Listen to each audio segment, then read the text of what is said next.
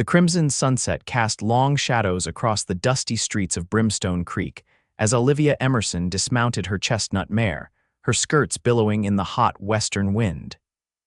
It was 1879, and the Arizona Territory was as unforgiving as it was beautiful. She had traveled 3 weeks by stagecoach and horseback from Boston to reach this frontier town, where her late father's medical practice awaited her continuation. The townsfolk stared openly as she tied her horse to the hitching post outside the weathered building that bore a faded sign, Emerson Medical Practice. She was used to the stares by now. A female doctor was a rarity anywhere, but especially here in the untamed West. At 26, Olivia had fought hard for her medical education, earning her degree despite the ridicule and obstacles placed in her path. "You must be Dr. Emerson's daughter," a gravelly voice called from behind her. Olivia turned to see an elderly man with a silver mustache leaning on a wooden cane. "Yes, sir, Olivia Emerson. Walter Jameson, town mayor," he said, extending a weathered hand. "Your father was well respected here. Folks were mighty sorry to hear of his passing." "Thank you," Olivia replied, swallowing the familiar lump in her throat. Her father had moved west 5 years ago after her mother's death, hoping the dry air would help his worsening consumption. In the end, it had only delayed the inevitable. "I'm afraid some folks might be hesitant about a woman doctor," the mayor said, his expression apologetic. Olivia lifted her chin. "They'll come around when they need help and find I'm the only one offering it." The mayor's bushy eyebrows rose, then he chuckled. "You've got your father's spirit, that's for certain." As they spoke, a commotion erupted down the street. A horse galloped into town, its rider slumped forward in the saddle, clutching the animal's mane. Even from a distance, Olivia could see the dark stains spreading across the man's shirt. "Looks like you might get your chance to prove yourself sooner than expected," the mayor muttered. Without hesitation, Olivia hitched up her skirts and ran toward the injured rider. The horse had stopped, stamping nervously as its master swayed precariously in the saddle. Several townsmen approached cautiously, eyeing the stranger with suspicion. "Stand back," Olivia commanded, pushing through the gathering crowd. "I'm a doctor." The men exchanged dubious glances but stepped aside. One helped ease the wounded man from the horse. As they lowered him to the ground, Olivia got her first clear look at him, tall and broad-shouldered, with sun-bronzed skin and dark hair that curled slightly at his collar. Blood seeped through his fingers where he pressed them against his side. "What happened?" she demanded, kneeling beside him and reaching for his wound. The man's eyes flew open, startling blue against his tanned face, and he caught her wrist. "Who the hell are you?" His voice was deep but strained with pain. "I'm Dr. Olivia Emerson," she said firmly. "Now let me see that wound." He squinted up at her, confusion evident in his features. "A lady doctor. Yes, and currently your only option unless you'd prefer to bleed to death in the street." She pulled her wrist free and reached again for his side. The man winced but attempted a crooked smile. "It's just a scratch, madam." Olivia raised an eyebrow. "Then let me see." She gently moved his hand aside, revealing a deep gash that had torn through his shirt and into the flesh beneath. "This is no scratch, Mr. Tucker, Thomas Tucker," he managed, his jaw clenching against obvious pain. "Most folks call me Tucker." "Well, Mr. Tucker, you've been shot, and that bullet needs to come out before infection sets in." She looked up at the gathering crowd. "I need help getting him to my clinic." 2 men stepped forward, lifting Tucker despite his protests that he could walk. Olivia hurried ahead to prepare, unlocking the clinic door with the key her father's lawyer had sent her. Inside, a fine layer of dust covered everything, but the examination table stood ready in the center of the room, and the cabinets were well stocked with medical supplies. "Put him there," she directed, already rolling up her sleeves and washing her hands in the basin. "And someone fetch my bags from my horse." As the men laid Tucker on the table, Olivia caught him studying her face with an intensity that made her cheeks warm. "You really a doctor?" he asked as she cut away his blood-soaked shirt. "Harvard Medical School, class of '77, she replied, examining the wound. One of the first women they grudgingly allowed to graduate. Tucker let out a low whistle that turned into a hiss of pain. "Sorry about the welcome to town." Usually try to make a better first impression. Being shot does tend to complicate social niceties, Olivia replied dryly, preparing a solution of carbolic acid to clean the wound. How did this happen? Tucker's expression darkened. Disagreement over cattle grazing rights. Turns out some men would rather shoot than talk. Hold still, this will hurt. She began cleaning the wound, admiring despite herself how Tucker barely flinched, though sweat beaded on his forehead. The Blackwater gang, offered one of the men who had carried Tucker in. Been causing trouble for honest ranchers all over the territory. Bastards ambushed me, Tucker confirmed through gritted teeth. Shot me from behind a ridge while I was checking fence lines. Olivia worked methodically, probing for the bullet. You're fortunate. The bullet missed any vital organs, went in clean between your ribs. See, Tucker managed a strained smile. Just a scratch. A few inches to the left and you'd be dead, Olivia countered, finally locating and extracting the bullet with her forceps. It clinked as she dropped it into a metal pan. There, now I need to stitch you up. As she worked, the mayor returned, hovering in the doorway. Tucker here owns the Triple T Ranch just outside town, one of our most respected citizens. Tucker tried to sit up, but Olivia firmly pushed him back down. Respected citizens should know better than to move while being sutured. Surprisingly, Tucker complied, a ghost of a smile playing on his lips. Yes, madam. When she finished, Olivia bandaged the wound and helped Tucker sit up slowly. You've lost blood. You shouldn't be alone tonight in case of fever. He can stay at the hotel, the mayor suggested. I'll have Mrs. Johnson look in on him. Tucker shook his head. Need to get back to my ranch. My foreman, Pete, is alone with just 2 hands. If the Blackwater gang returns, you'll be no help to anyone if you tear those stitches or develop an infection, Olivia interrupted. She turned to the mayor. Is there a room available at the hotel for myself as well? I haven't had time to clean my father's quarters yet. The mayor nodded. Certainly, doctor. We kept your father's rooms above the clinic untouched, but you're welcome at the hotel until you're settled. Good. I'll take the adjoining room to Mr. Tucker's and check on him through the night. Tucker looked like he might protest, but then sighed in resignation. Reckon I don't have much choice when faced with such determined medical care.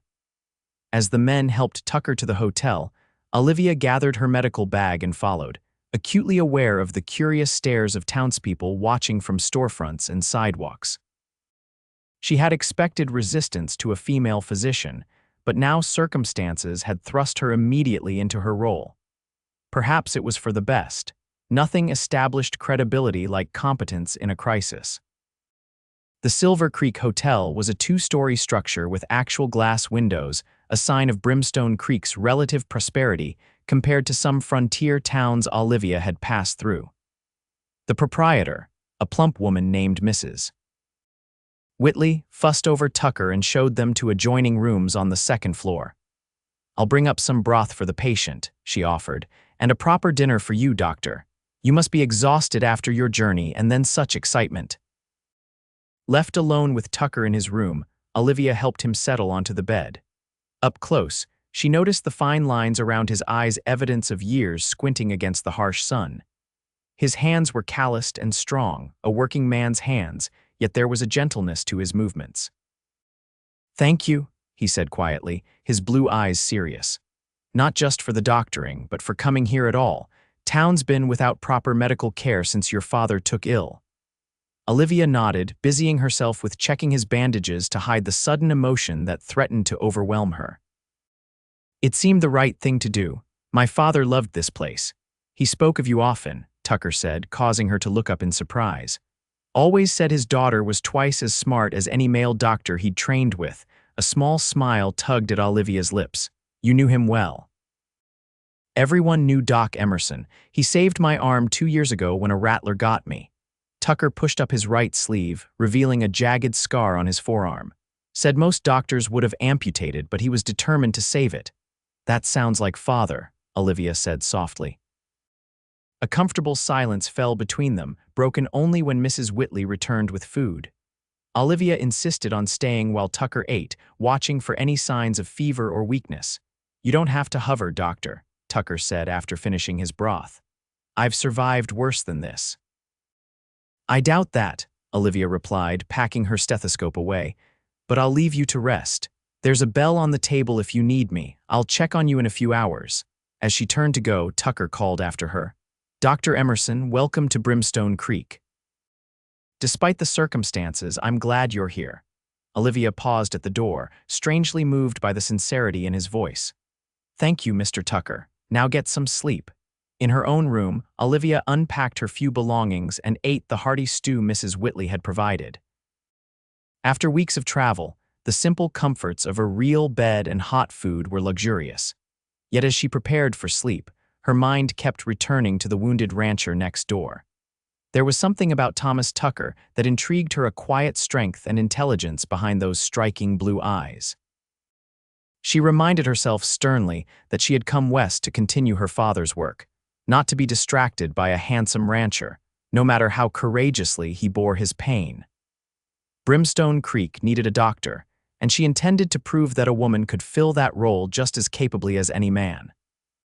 Still, as she drifted towards sleep, Olivia found herself wondering what Thomas Tucker's smile might look like without the strain of pain behind it. Morning brought clear skies and the sounds of a frontier town coming to life. Olivia checked on Tucker early, finding him awake and considerably stronger, though he winced when he tried to sit up too quickly. "Easy," she cautioned, helping him adjust his position. "How did you sleep?" "Well enough, considering," Tucker replied. His color was better, and when she checked his wound, she was pleased to find no signs of infection.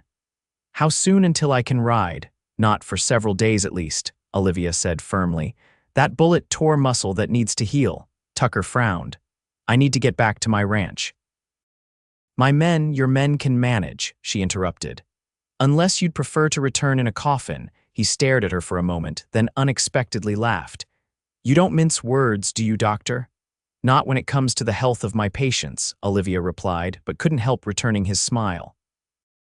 A knock at the door revealed a weathered man in his 50s, worry etched on his face. "Tucker, heard you got shot." He stopped short at the sight of Olivia. "Beg pardon, madam. Pete, this is Dr. Olivia Emerson," Tucker introduced. "Doc Emerson's daughter. She patched me up." "Doctor, this is Pete Callahan, my foreman and right hand at the Triple T." Pete removed his hat, nodding respectfully. "Madam, folks in town are talking about how you saved the boss here." "Hardly that dramatic," Olivia demurred. "How are things at the ranch, Mr. Callahan?"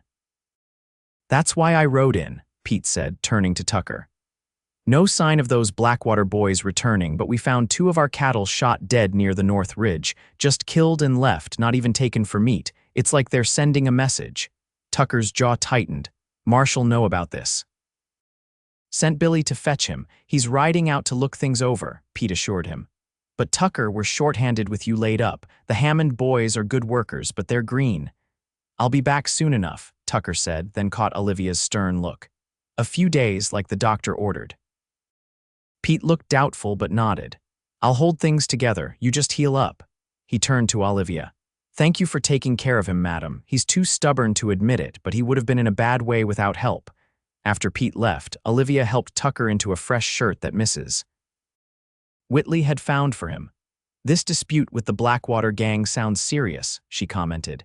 "Is it safe for your men?" Tucker's expression darkened. "Frank Blackwater wants my water rights. He's been pushing smaller ranchers out of the territory for years. I've refused to sell, and now he's resorting to intimidation." "And shooting you isn't just intimidation?" Olivia asked, alarmed. "It's escalation," Tucker admitted. "Which is why I need to get back to my ranch." "Not yet," Olivia said firmly, "but perhaps we can compromise. If you promise to rest today and let me check your wound again tomorrow, I could accompany you to your ranch then, provided you're stable." Tucker raised his eyebrows. "You do that. I'm a doctor. Making house calls is part of the profession, especially out here." She straightened her skirts. "Besides, I should familiarize myself with the outlying properties. My father probably had patients throughout the area." "That he did," Tucker confirmed. "Rode for hours, sometimes to reach folks who needed him." He studied her face. "It can be dangerous country, doctor." "Not just because of men like Blackwater." "I'm aware of the risks," Olivia replied. "But if I were afraid of challenge, I would never have pursued medicine in the first place." Something like admiration flickered in Tucker's eyes. "I believe that. All right, we have a deal." I'll be a model patient today if you'll escort me home tomorrow. Olivia spent the rest of the day setting up her father's clinic, cleaning away months of dust, and taking inventory of supplies. Several townspeople dropped by, ostensibly to welcome her but clearly curious about the woman doctor who had extracted a bullet from Thomas Tucker's side. Mrs. Whitley proved a fountain of local information as she helped Olivia clean. "Tucker's one of the good ones," she confided. "Came here about 5 years ago with nothing but determination and a way with horses. Built that ranch up from nearly nothing. Folks respect him because he's fair and hardworking." "He's not married?" Olivia asked, then immediately felt her cheeks warm at the presumptuous question, "Mrs." Whitley didn't seem to notice. "No, though not for lack of interest from the local ladies. Keeps to himself mostly, except for church and necessary business. Some say he left heartbreak behind him somewhere east, but he never speaks of it." By evening, Olivia had organized the clinic to her satisfaction and moved her personal belongings into the small apartment above it where her father had lived. The rooms held echoes of him everywhere, his favorite books on the shelves, his pipe on the mantel, the worn leather chair where he must have sat in the evenings. She was arranging her clothes in the bedroom when a knock came at the clinic door below. When she answered it, she found Tucker leaning against the doorframe, looking pale but determined. "Mr. Tucker, you shouldn't be walking around," she scolded, ushering him inside. "Needed some air," he explained, "and wanted to make sure you were settling in all right." Olivia gestured for him to sit on the examination table while she checked his bandages. "I'm fine. This place already feels familiar, thanks to my father's letters describing it. He was proud of this clinic," Tucker said, watching her work. "Prouder still of you from what he said." Olivia swallowed hard against the emotion that threatened to surface. "I wish I'd visited him before the end. We wrote regularly, but letters aren't the same." Tucker gently caught her hand where it rested on his bandage. "He understood why you couldn't come. Said your medical studies had to come first. He wanted you to have opportunities he never did." The unexpected touch and the kindness in his voice broke something inside her. Tears she had been holding back for months welled in her eyes. "I should have been here." "Hey now," Tucker said softly, his hand still covering hers. "Your father wouldn't want those tears. He told everyone how his brilliant daughter was going to be the finest doctor in the country." Olivia blinked rapidly, embarrassed by her display. "I'm sorry, it's just being here among his things." "No need to apologize for missing him," Tucker said. "Grief isn't something to rush." She looked up, meeting his eyes, and was struck by the genuine compassion she found there. "Thank you." The moment stretched between them until Tucker cleared his throat and removed his hand. "I should get back to the hotel. Early start tomorrow if we're heading to the Triple T." "Only if you're strong enough," Olivia warned, recovering her professional demeanor. "I'll make that determination in the morning." Tucker nodded, standing carefully. "Yes, Madam Doctor." As she watched him walk slowly back toward the hotel, Olivia found herself wondering again about the man behind the stoic exterior.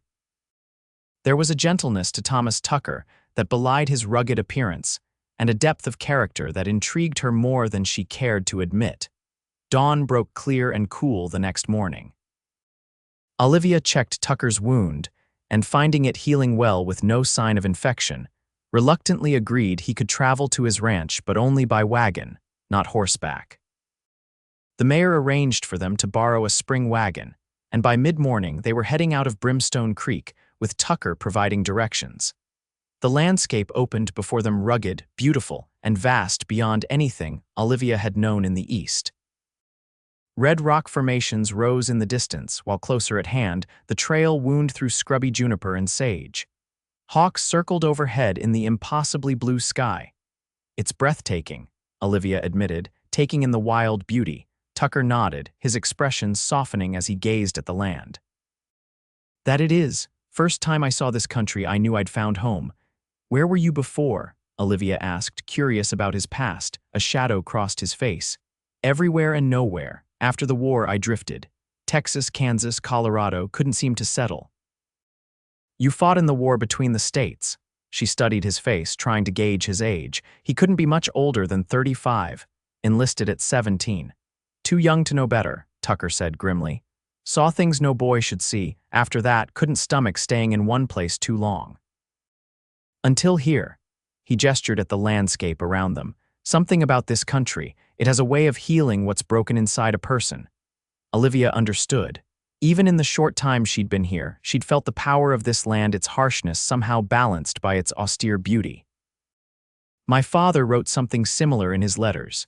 He said the West demanded everything from a person but gave back something essential in return. Tucker smiled. Your father was a wise man. They traveled in comfortable silence for a time, the steady clip-clop of the horse and the creak of wagon wheels the only sounds.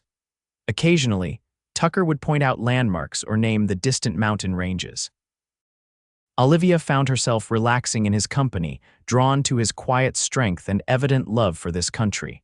After about 2 hours, they crested a rise and Tucker straightened, wincing slightly at the movement. There it is, the Triple T. Below them stretched a verdant valley, surprisingly lush compared to the arid landscape they'd traversed. A creek wound through it, and near its banks stood a substantial ranch house with several outbuildings.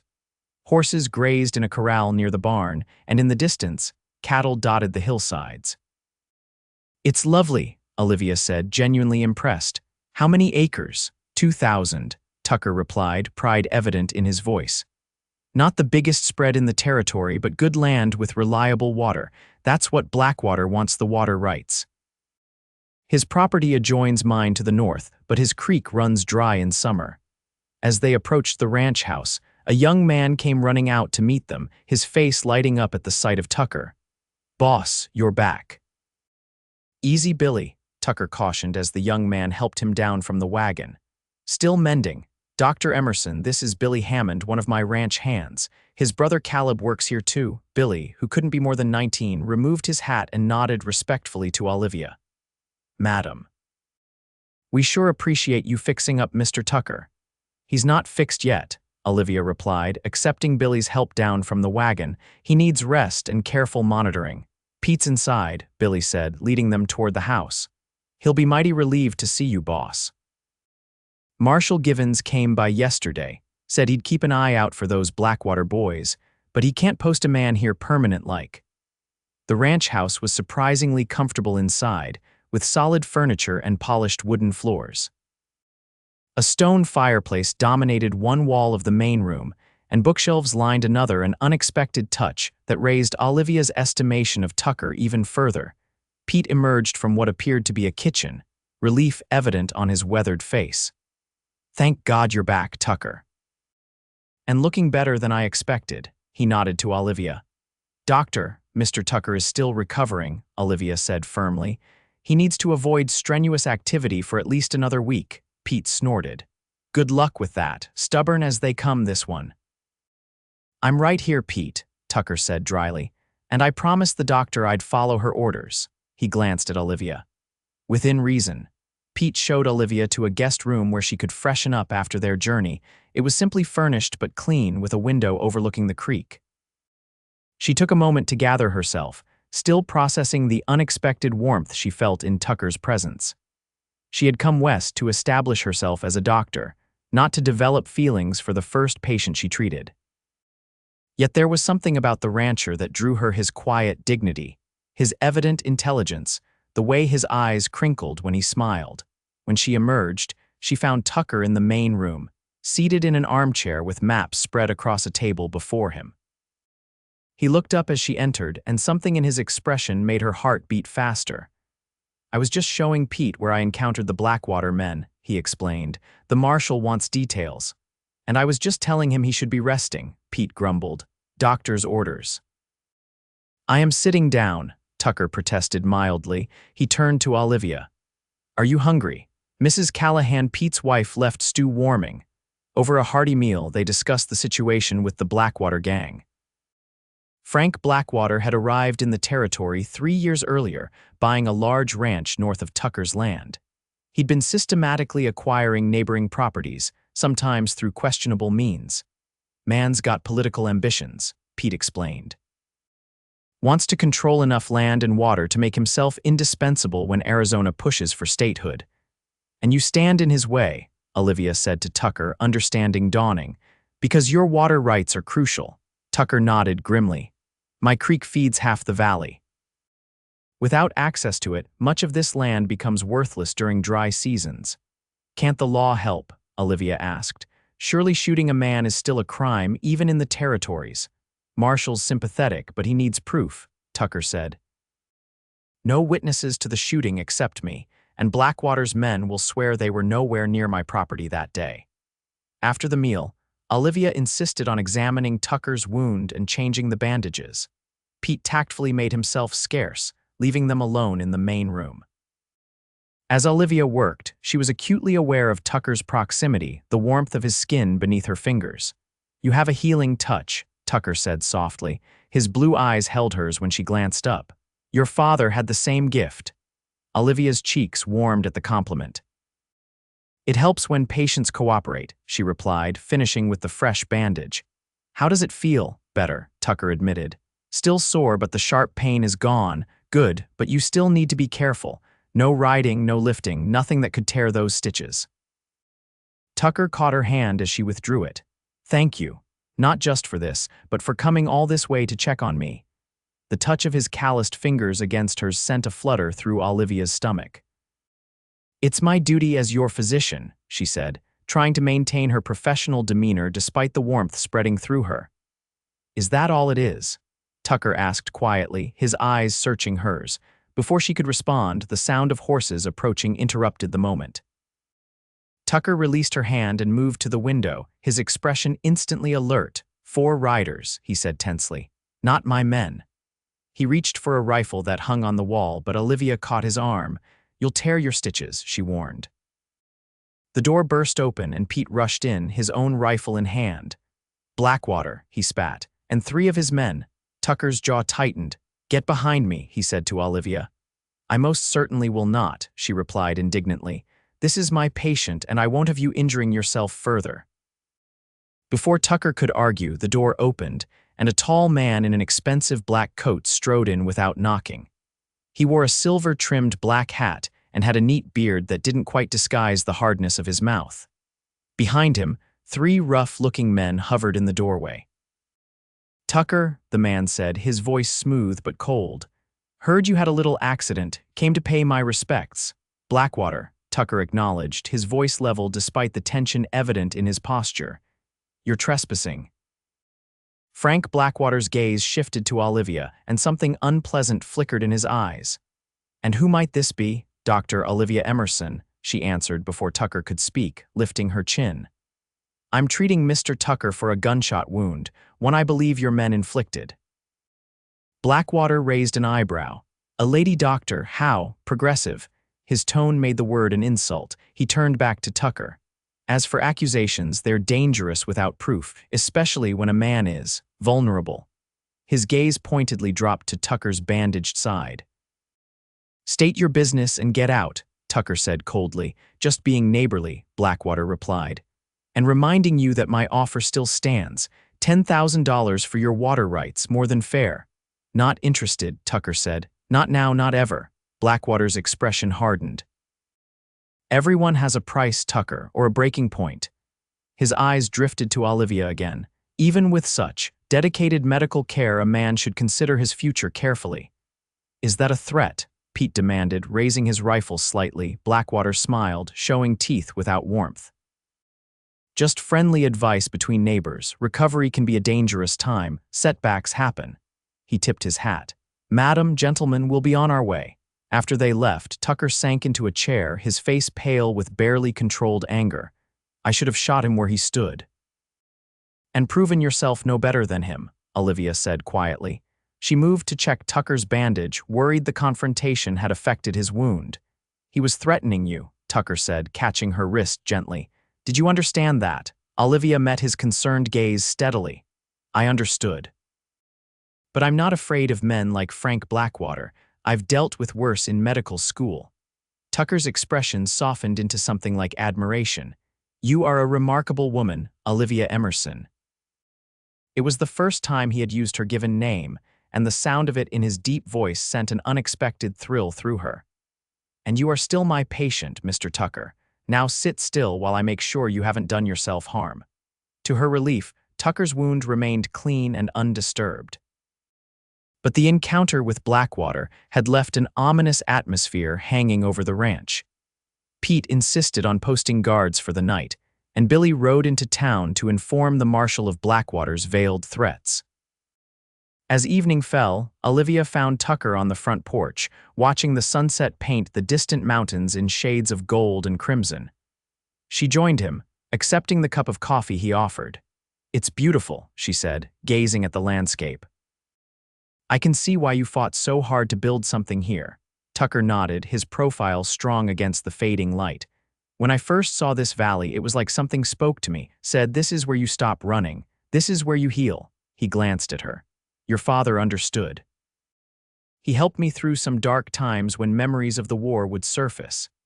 "He never mentioned that in his letters," Olivia said softly. "Doctor-patient confidentiality," Tucker replied with a small smile. "He respected that, even with his daughter." They sat in comfortable silence as darkness descended and stars appeared in the vast sky. Olivia had never seen so many, a glittering tapestry spread from horizon to horizon. "Will you stay?" Tucker asked suddenly. "In Brimstone Creek, I mean." Olivia considered the question. "I came intending to settle my father's affairs and perhaps sell the practice. But now—" She looked out at the darkened valley, feeling the peace of the place seeping into her. "Now I'm not so certain. There's a need here, and something about this country does speak to a person." Tucker's hand found hers in the darkness. "I'm glad to hear it," he said quietly. "The territory needs good doctors, and Brimstone Creek would be poorer without you." Olivia's heart quickened at his touch, but she didn't pull away, even a female doctor. "Especially you," Tucker replied, his voice warm in the darkness. The moment stretched between them, filled with unspoken possibilities. Finally, reluctantly, Olivia withdrew her hand and stood. "I should check your bandage once more before bed, and you need rest." Tucker rose, moving carefully to avoid straining his wound. "Yes, doctor," he said, but the way his eyes held hers in the dim light of the porch lantern spoke of things beyond their doctor-patient relationship. That night, Olivia lay awake in the unfamiliar bed, listening to the sounds of the ranch, the occasional lowing of cattle in the distance, the soft hooting of an owl, the creak of floorboards as someone, probably Pete, made rounds checking the property. Her mind kept returning to Tucker, the strength in his hands, the intelligence in his eyes, the gentle way he'd spoken of her father. She had come west to honor her father's legacy, not to lose her heart to a rancher with dangerous enemies. Yet there was something about Thomas Tucker that called to her, something that felt like possibility, like future. Morning brought a decision. After examining Tucker and finding his wound healing well, Olivia announced she needed to return to town. "I have a clinic to establish and patients may be waiting." Tucker nodded, though disappointment flickered across his face. "Pete can drive you back. And you'll rest," she insisted. "No riding, no strenuous activity for at least another week. I'll return in 3 days to check your progress." "Yes, madam," Tucker agreed, the corner of his mouth lifting in that half-smile that made her pulse quicken. "Though I'd heal faster with my doctor closer at hand." The ride back to Brimstone Creek with Pete was pleasant, the older man sharing stories of the early days of the ranch and his long friendship with Tucker. "Never seen him take to someone the way he has to you," Pete commented as they neared town. "Man's usually got his thoughts locked up tighter than a bank vault." Olivia felt her cheeks warm. "Mr. Tucker is simply grateful for medical attention, nothing more." Pete gave her a sidelong glance. "If you say so, Doc." "But I've known that man 8 years, and I've never seen him look at anyone the way he looks at you." The next 3 days passed in a blur of activity as Olivia established her practice in Brimstone Creek. To her surprise, patients began arriving almost immediately, first the curious, then those with genuine ailments who had been waiting for medical care since her father's death. She treated everything from a miner's broken arm to a child's raging fever, proving her competence with each case. The mayor stopped by on the 3rd day, beaming with approval. "You've won over half the town already, Dr. Emerson. Even old Mrs. Hargrove, who swore she'd never let a woman doctor touch her, is singing your praises after you eased her arthritis." "I'm just doing my job," Olivia replied, though she felt a glow of satisfaction. Has there been any news about the Blackwater situation? The mayor's expression sobered. Marshall's keeping an eye out, but without proof. He shrugged. Blackwater's careful, never does his own dirty work. But folks are watching. Tucker has friends here. When the third day came, Olivia packed her medical bag and borrowed a horse from the livery stable, determined to check on Tucker's recovery. The ride to the Triple T gave her time to think, to prepare herself for seeing him again. She had lain awake each night, remembering the touch of his hand on the darkened porch, wondering what might have happened if she had stayed. As she approached the ranch, she saw a figure on horseback in the distance, riding along the fence line. Even at a distance, she recognized Tucker's broad shoulders and straight posture. Concern and irritation flooded through her. He was supposed to be resting, not riding. She urged her horse faster and caught up to him near the creek. "Thomas Tucker, what do you think you're doing?" Tucker turned, surprise and delight washing over his face at the sight of her. "Dr. Emerson, right on schedule. And you are directly disobeying my orders," she scolded, drawing her horse alongside his. "I explicitly said no riding for at least a week." "It's been 3 days," Tucker said, his blue eyes twinkling with mischief. "And I was going stir-crazy in that house." 3 days is not a week," Olivia replied sternly. "Dismount immediately so I can check your wound." Tucker complied, though a smile played around his mouth as he helped her down from her own horse. They were standing close beside the creek, sunlight dappling through the cottonwood trees above them. The sound of water burbling over rocks provided a peaceful backdrop that contrasted with Olivia's racing heart. "I've missed you," Tucker said quietly, still holding her elbow after she dismounted. 3 days felt like a month. Olivia tried to maintain her professional demeanor. "Your wound, Mr. Tucker, I need to examine it." "Thomas," he corrected gently. "After pulling a bullet from my side and threatening to tie me to my bed if I didn't rest, I think you can use my given name." "I never threatened to tie you to your bed," Olivia protested, even as heat rose in her cheeks at the image. "It was implied," Tucker Thomas replied, his eyes crinkling at the corners. "And I would have let you." Olivia busied herself with opening her medical bag, trying to ignore the warmth spreading through her at his words. "Your shirt, please. I need to see the wound." Thomas unbuttoned his shirt without argument, revealing the bandage on his side and the tanned skin of his chest. Olivia forced herself to focus on the bandage, carefully removing it to examine the healing wound beneath. The stitches were holding well, with healthy pink tissue forming along the edges of the gash.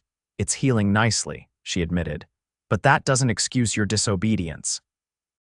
"I feel fine," Thomas insisted. "Strong enough to ride a little at least." "You're fortunate it hasn't torn open," Olivia replied, applying fresh salve and a clean bandage. She was acutely aware of his closeness, the warmth of his skin beneath her fingers, the steady rise and fall of his chest. When she finished, Thomas caught her hand before she could withdraw it. "Olivia," he said softly, and the sound of her name on his lips sent a shiver through her. "I need to tell you something." She looked up, meeting his intense gaze. "Yes." "These past days, thinking about you in town, wondering if you were safe."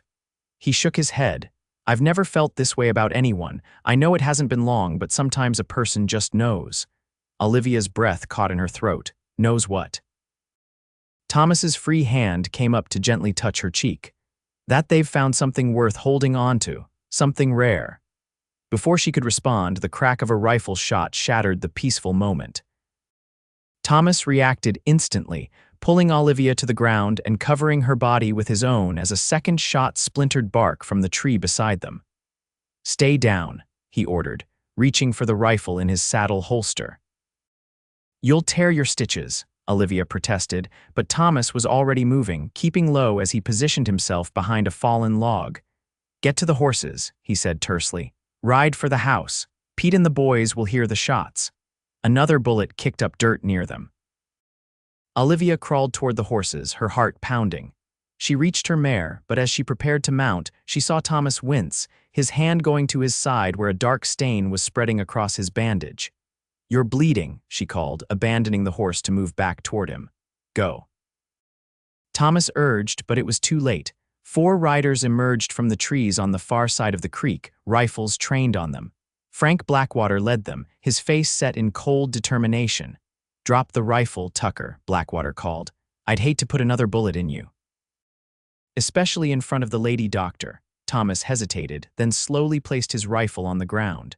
"Leave her out of this, Blackwater. Your quarrels with me."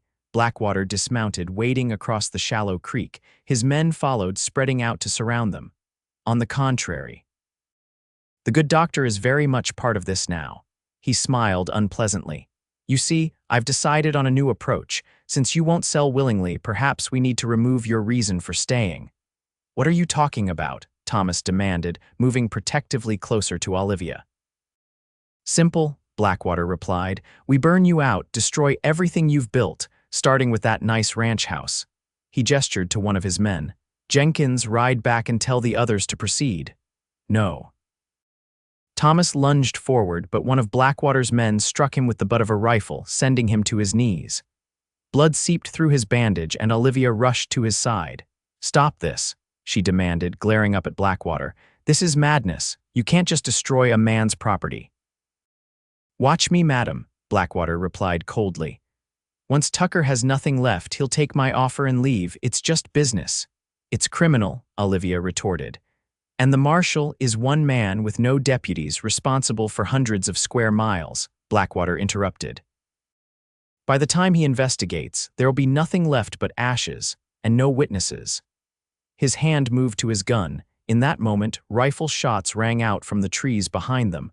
Blackwater's men scattered, diving for cover. Pete appeared on horseback, rifle raised, with Billy and another ranch hand beside him. "Tucker," Pete shouted. "Get down!" Chaos erupted as bullets flew in both directions. Thomas pulled Olivia behind the fallen log, shielding her with his body despite the blood now soaking his shirt. One of Blackwater's men fell, clutching his shoulder, while another returned fire wildly. Blackwater himself took cover behind a boulder, cursing as a bullet chipped stone near his head. "This isn't over, Tucker," he shouted. "You're dead men, all of you." The standoff lasted minutes that felt like hours to Olivia, crouched behind the log with Thomas bleeding beside her. Finally, Blackwater gave a sharp whistle, and his remaining men began retreating, dragging their wounded comrade. "We need to get you to the house," Olivia said urgently, examining Thomas's side. The wound had partially reopened, though the stitches were mostly intact. "You're losing blood." Pete approached cautiously, rifle still ready. "You two all right?" Heard the shots and figured Blackwater was making his move. "He was going to burn the ranch," Thomas said grimly, wincing as Olivia pressed a makeshift bandage against his side. "Had men waiting for the signal. Caleb and the others are at the house," Pete assured him. "They'll be ready if anyone approaches." He helped Thomas to his feet. "Let's get you both back." At the ranch house, Olivia immediately set to work repairing Thomas's wound. The physical exertion had torn 2 stitches, but the damage wasn't as severe as she'd feared. As she worked, ranch hands came and went, reporting that Blackwater's men had retreated completely, at least for now. "The marshal's on his way," Billy reported. "Caleb rode to fetch him when we heard the first shots." "Good," Thomas said, his jaw tight with pain as Olivia finished the last stitch. "Maybe now we'll have witnesses to Blackwater's threats." When she had finished bandaging him, Olivia fixed Thomas with a stern look. "You could have been killed, so could you?" he replied quietly. If Pete hadn't arrived when he did. The reality of how close they had come to death hung heavy in the room. Olivia's hands trembled slightly as she packed away her medical supplies. The danger wasn't over. Blackwater would likely try again, perhaps with more men, less warning. Marshal Givens arrived within the hour, a tall, weathered man with a silver star on his chest and weary eyes that had seen too much frontier justice. He took statements from everyone, his expression growing grimmer by the minute. "This is the evidence I've been waiting for," he said finally. "Attempted murder, conspiracy to commit arson enough to arrest Blackwater and his top men, but I'll need all of you to testify." "We will," Thomas assured him. "Whatever it takes to end this." The marshal nodded, then hesitated. "Tucker, you should know this won't be simple. Blackwater has friends in Tucson, connections with territorial officials. This could get ugly before it's over. It already is ugly, Thomas replied, but I won't be driven from my land. After the marshal left, promising to return with deputies to make the arrests, an uneasy calm settled over the ranch. Extra men were posted as guards, and everyone remained vigilant. Olivia insisted on staying to monitor Thomas's wound, though she knew her concern went far beyond professional duty. As night fell, she found Thomas on the porch again, staring out at the darkened valley. "You should be resting," she said, coming to stand beside him. "Can't sleep," he admitted. "Too much on my mind." He turned to face her, his expression serious in the lantern light. "Olivia, what Blackwater did today, it changes things. This fight could get worse before it's over. I wouldn't blame you if you wanted to return to Boston, somewhere safe." "Is that what you want?" she asked quietly. "For me to leave?" Thomas's eyes held hers intently. "God, no. The thought of you leaving." He shook his head. "But I have no right to ask you to stay, to face danger because of me." "You're not asking," Olivia replied, stepping closer to him. "I'm choosing. This place, your valley, Brimstone Creek, it's becoming my home too. I won't be driven away by men like Blackwater." Thomas reached for her hand, entwining his fingers with hers. "Before the shooting started, I was trying to tell you something." "I remember," Olivia said softly. "I've fallen in love with you, Olivia Emerson," Thomas said, his voice low and certain. "I know it's fast, maybe foolish given everything happening, but it's true. You walked into my life and suddenly everything made sense in a way it never had before." Olivia's heart soared at his words. "It's not foolish," she whispered. "I feel it too, this connection between us. I've never experienced anything like it." Thomas drew her closer, his free hand gently cradling her face. "I want a future with you, here on this land, building something together." He smiled ruefully. "Though I had hoped to court you properly, not while bleeding and dodging bullets." Olivia laughed softly. "I think we're well past conventional courtship, Mr. Tucker." "Thomas," he reminded her, his thumb gently stroking her cheek. "Thomas," she echoed, the name like a caress on her lips. When he kissed her, it felt like coming home. His lips were gentle yet insistent against hers, his arms strong as they drew her against his chest. Olivia melted into the embrace, her hands sliding up to his shoulders, careful to avoid his wounded side. When they finally parted, Thomas rested his forehead against hers. "Stay with me," he murmured. "Not just tonight, but always. Marry me, Olivia." Joy bloomed in her chest, bright and unexpected. "Yes," she whispered. "Yes, I'll marry you." Their moment of happiness was interrupted by the sound of approaching horses. Thomas tensed, reaching for the rifle propped against the porch railing, but it was Pete who emerged from the darkness. "Marshal's back," he called. "With deputies. They've arrested Blackwater and 3 of his men, caught them trying to flee toward Tucson." Relief washed over Thomas's face. He turned to Olivia, his eyes bright in the lantern light. "It's over, or at least the worst of it is." The next few weeks passed in a whirlwind.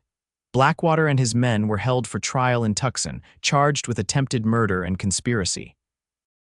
With multiple witnesses to the Creek ambush, including the marshal himself, the case against them was strong.